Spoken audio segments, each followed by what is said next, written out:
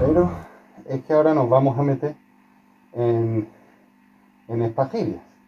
Entonces os recomiendo para tener, porque no es lo mismo entender de plantas que saber de espagilias.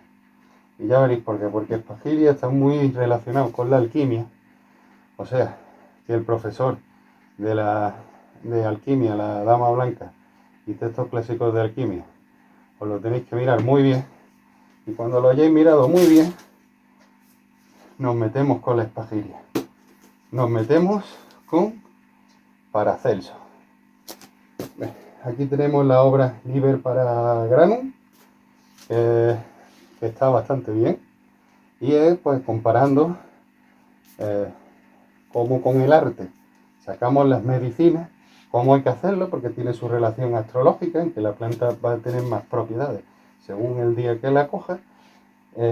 Cómo debería actuar un médico, porque un médico dice que igual que el filósofo es el filósofo y es el artesano de la filosofía, pues el médico es médico y es el artesano de la medicina. Es decir, tiene que entender al paciente, saber qué dolencia tiene y cómo curarla. Entonces él criticaba a la farmacia porque decía que los antibióticos no se llevaban o sea, no eliminaban el veneno, simplemente meterte veneno para que las defensas del cuerpo puedan luchar contra él, pero digamos que no es una medicina, no lo consideran medicina o elixir. Vamos a hablar de elixir porque medicina es de farmacología, en alquimia hacemos elixir.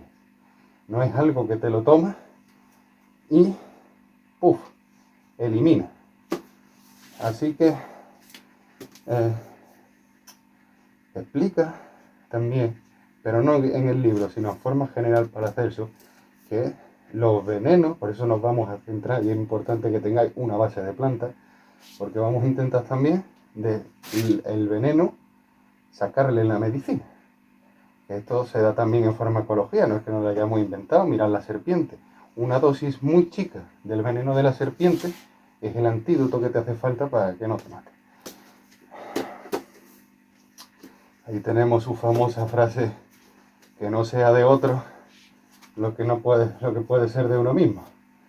Y aquí en este libro, pues más que nada vaya a coger unas bases de cómo analizar al sujeto, tiene mucho de medicina, pero realmente no deja de ser pajiria y alquimia, porque te habla algo de plantas, cómo usarlas, y entonces lo recomiendo porque a raíz de cómo debe de ser un médico, vamos a escribir la ética necesaria, que no sé si de esto hablará el profesor de Injusticias Mundanas, que es el encargado de la ética que nosotros tenemos que llevar a cabo para utilizarla, porque supongo que si de aquí vais a sacar antídotos, té o comida, infusiones o elixir o lo que queráis,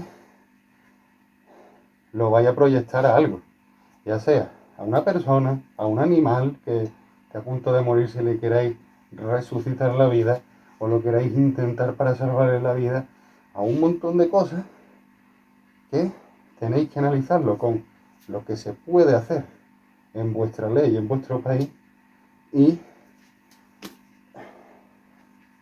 analizarlo con la ética sacada de aquí, es decir, aquí vais a saberse unos buenos médicos y lo que queráis hacer, vais a saber si lo tenéis que hacer o no conforme a las leyes, a la ética adquirida y a vuestro pensamiento. Así que este libro es uno de lo que recomiendo. Después tenemos otro, que lo voy a buscar, que no lo veo. Después tendríamos el libro de las hierbas. Aquí van a aparecer ciertas hierbas describiendo sus virtudes, cuando se usan en personas, cuándo habría que usarlo, qué parte de la planta, y según qué parte de la planta usemos, hay que proceder en el paciente de una forma y otra. Y hay que proceder en el paciente de una forma y otra según lo que tú observes en él. Entonces, por eso digo ética, porque son muchas más cosas. Es decir, yo soy médico porque tengo unos principios y unos valores que me permiten saber qué le pasa. Porque encima, para hacer eso, digamos que le pone como una emoción. ¿Sabes? Te digo, él tiene esto, padece esto tal, pues hay que hacer, se presenta así. Es esto. Vamos a hacer que sea lo que era antes. No sé, leeros el libro porque os lo recomiendo, de verdad. Y eso, no es lo mismo trabajar con la planta, o sea, con las hojas de la planta, que trabajar con la raíz, y según, ya no solo en cada planta, sino que cada planta es un mundo y se hace de forma diferente. Entonces, de las más importantes, las más arcanas, o las que él considera más, eso, con más virtudes beneficiosas para el cuerpo, lo tiene en este libro. A ver.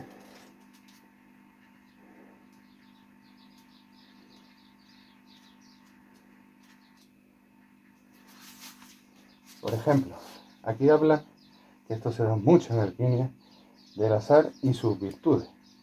Es decir, que a lo mejor de la planta solo le hace falta la sal y no le hace falta ni la hoja ni destilarla, que se da mucho en las infusiones. Entonces va a decir, bueno, entonces no tienes las propiedades de la planta. Sí, porque en las sales hay cierta propiedad con más virtud. ¿Vale o no? Porque la sal es tierra y a partir de la tierra hemos nacido todos. Por lo tanto, al ser más primigenia, necesita mayor cantidad de energía para generar lo que somos ahora, que coger unas sales a raíz del líquido, que están más desarrollados, y al estar más desarrollados tienen menos recuerdo planetario, por así decirlo, de la primera cosa que fue. Bueno, no me voy a meter en mundos de alquimia, porque para eso está vuestro profesor de alquimia, que no soy yo. Botánica oculta, las plantas mágicas. Un tanto de lo mismo, ya no me voy a entretener, hemos hablado de las hierbas, pues ahora vamos a hablar de la planta. Esto evidentemente es más extenso y centrado a las plantas que el libro anterior. ¿Ves? Tenemos melisa, marrubio, y aquí salen plantas más típicas. Esas plantas que salen en este libro son un poco más atípicas, tampoco mucho más, pero sí es verdad que aquí tenemos todo el arsenal. Para el que quiera hacerse su huerto chamánico, pueda ir al vivero y sabiendo estas plantas, Estas plantas, como ya ahí dijimos que son las que tienen virtudes más altas, pues aquí hay de todo. La melisa es relajante, pero no es que sea un elixir, por ejemplo. Y entonces recomiendo los dos libros, vaya. Pero si no podéis uno y otro, este que es más extenso y vais a aprender más cosas en menos tiempo. Y por último, mi preferido, Paracelso y la naturaleza de las cosas. Esto es más de alquimia, pero es la antesala a lo que vamos a dar. ¿Por qué? Porque te explica realmente incluso cómo se empezó el proceso de creación, que empieza diciendo que empieza pudriéndose por una putrefacción, que casualmente es la primera fase de la obra. Y habla un poquito de las fases naturales, de la naturaleza, y vamos a poder entender ciertas cosas de la planta que si no lo leemos, no lo entendemos. Como por ejemplo, ¿por qué se recoge por qué dice Paracelso que esa planta se recoge ese día, ese año, ese mes? Y a lo mejor la respuesta está en el movimiento universal por la que se rigen las estaciones, etcétera, los astros, pero los astros es de magia, ¿no? Los astros simplemente de que en determinadas estaciones del año, que da más el sol, da el menos, eso cambia la climatología, cambia muchas cosas. Todo al final se puede explicar científicamente si sabemos separar lo que nos está diciendo y reflexionar cómo lo observamos en la naturaleza. Si hacéis la lectura de este libro, como estoy diciendo, os vais a sorprender de la cantidad de cosas que vais a aprender. Y con esto ya termino yo de decir qué libros son necesarios para en principio empezar con nuestro primer especial, Spagyria. Así que os dejo, chicos.